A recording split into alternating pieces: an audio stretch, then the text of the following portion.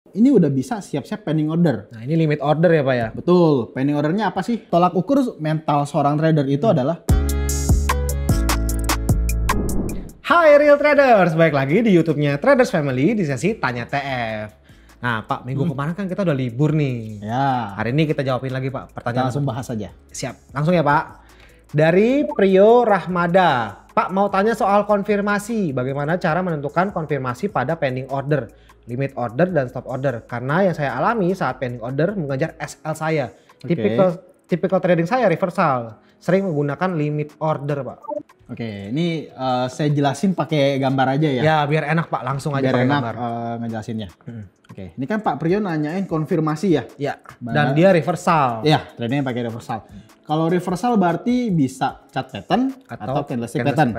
Tuh. Kita ambil chart pattern aja, double bottom. Nah, ini yang paling sering disebutin ya Pak ya, bukan Ya. berarti kita pakai double bottom ya. Ya, jadi Contoh- bebas mau contoh pakai aja. pola apapun boleh. Betul. Oke, ketika double bottom terjadi nih. Nah, ini kan katakan bottom 1 nih. Ya. Oke, kemudian harga naik lagi dan harga menunjukkan mulai mau turun lagi. Ya. Nah, bagi yang tradingnya double bottom, ini udah bisa siap-siap pending order. Nah, ini limit order ya Pak ya. Betul, pending ordernya apa sih? Buy limit.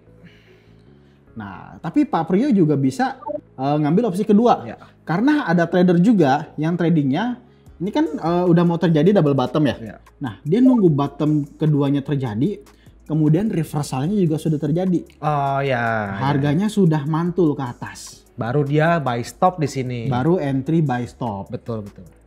Gitu. Jadi kalau Pak Priyo lebih nyaman yang mana? Lebih baik di backtest saja. Ya, karena ketika di backtest jadi lebih tahu nih buy limit atau buy stop yang lebih menghasilkan ya Pak ya. Betul, karena buy limit bukan berarti risk rewardnya bisa lebih besar dibanding buy stop. Betul. Dan buy stop bukan berarti probabilitasnya lebih tinggi dibanding buy limit. Betul. Jadi Gitu. Bapak langsung backtest aja ya Pak ya. Ya. Lanjut Pak, dari Beli Putu.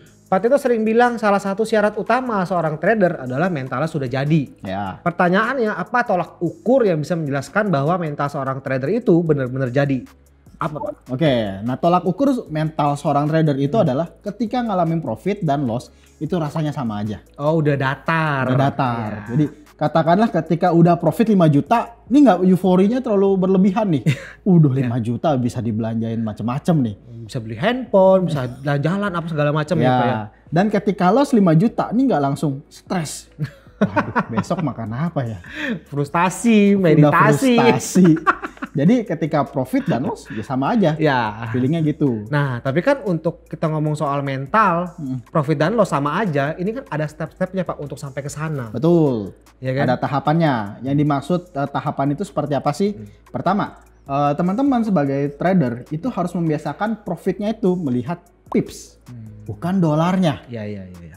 Misalnya nih, Beli Putu punya trading plan, rata-rata profitnya itu 50 pips. 50 pips. Kalau trading dengan satu lot berarti setiap kali profit $500. Nah itu Pak, kita lihatnya 50 pipsnya, bukan 500 dolarnya. Betul, kita harus membiasakan melihatnya dari pips. Ya. Karena kenapa? Karena kalau dananya ditambah, otomatis lotnya juga ngikut naik dong. Menyesuaikan. Nah, yang tadinya 50 pips, trading satu lot $500.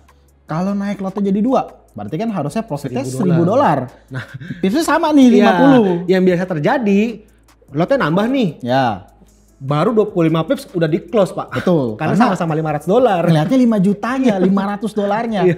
Gitu. Nah buat teman-teman mungkin yang masih bingung gimana cara ganti profit dari dolar ke pipsnya, kalian buka aja di MetaTrader kalian, di menu profit kalian klik kanan, pilih yang profit, lalu ganti S point.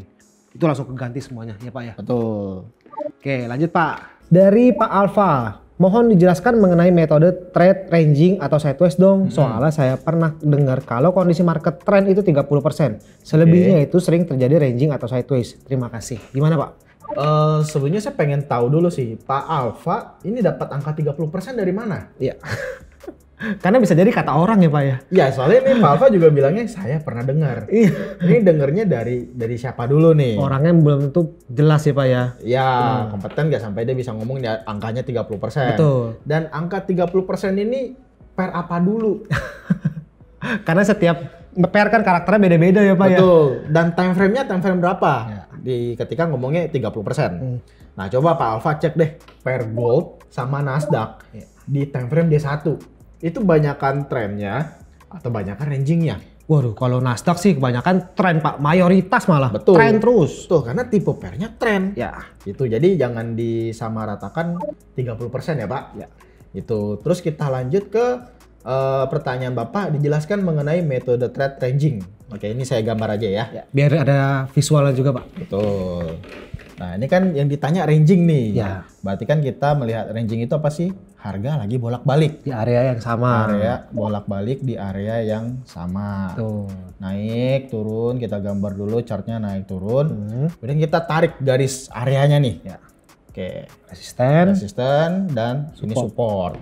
Nah, ini kan kita udah dapat nih areanya nih. Berarti kan area ini adalah area yang dimana harga itu bolak-balik. Ya. Kecenderungannya bolak-balik. Apalagi kita tahu bahwa ini areanya lagi sideways. Ya.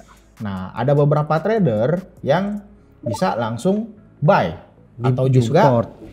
siap dengan pending order buy limit. Ya. Nah, karena ini harganya bolak-balik, setelah buy kan harusnya naik nih. Harusnya. Oke. Harusnya naik. Oke, kita gambar chartnya naik. Nah, di atas ini, di area resisten ini, kita bisa langsung sell atau kita pakai sell limit. Ya. Sell atau sell limit. Nah, tapi ada beberapa trader juga yang kita nunggu konfirmasinya. Oh, kepastian ya Pak. Kepastiannya. Karena kan ini dikatakan ranging karena harganya bolak-balik kan. Ya. Jadi dia nunggu harganya turun dulu dari resisten, baru entry. Di sini sell stop. Ya. Kepastian tambahan. Bener nggak setelah di resisten dia turun? Betul. Nah, kalau sell stopnya kejemput, berarti kan harusnya memang turun. Ya. Lanjut turun lagi, bahkan sampai turun ke support. Ya. Nah, di area support ini kita tinggal lanjut buy lagi atau mau buy limit lagi. Atau buy stop lagi? Buy stop lagi kalau harganya sudah gerak naik lagi. Ya. Baru entry buy stop. Tuh. Itu. Nah, untuk Pak Alfa memilihnya buy stop atau buy limit atau limit order atau stop order lah. Lebih bagus di backtest dulu.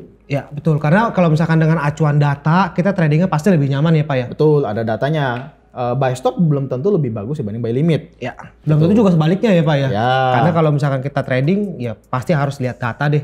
Betul. Kalau nggak ada data repot ya Pak ya? Betul, datanya apa sih? Probabilitas, risk reward, average holding period, dan consecutive loss-nya. Ya, betul. Oke, buat teman-teman yang masih punya pertanyaan, seperti biasa, tinggal tulis di kolom komentar dengan hashtag TanyaTF. Di semua video manapun, pasti kita jawab. Sip, change your life.